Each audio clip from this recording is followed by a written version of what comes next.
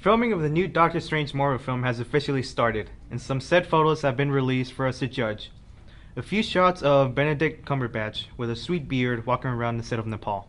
If you don't know much about Doctor Strange, here's a little backstory.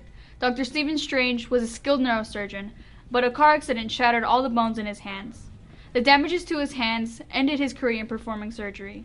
He then spent years trying to find ways to fix his hands, traveling all around the world, talking to many people, but to no avail. Strange found a hermit called the Ancient One. The Ancient One would eventually take the Doctor in as his apprentice in the magical arts. Doctor Strange draws his powers from mystical entities and wields mystical artifacts that grant him more powers like the Cloak of Levitation, which enables him to fly. In addition to these powers, he's also trained in several martial art types. The Doctor Strange movie will be released on November 4th, 2016, with Benedict Cumberbatch as Doctor Strange, Tilda Swinton as the Ancient One, and Chiwetel Ejiofor as our villain Baron Mordo.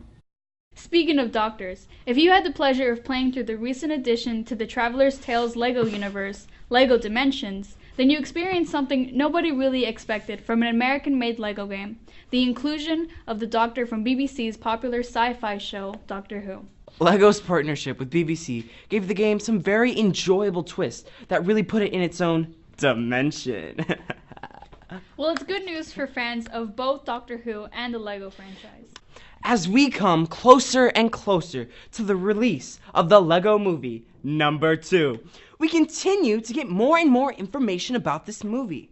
The director, Rob Schrab, was recently on Harmontown podcast, where he said the LEGO Movie team is talking with BBC to try and get the Doctor to appear in the sequel.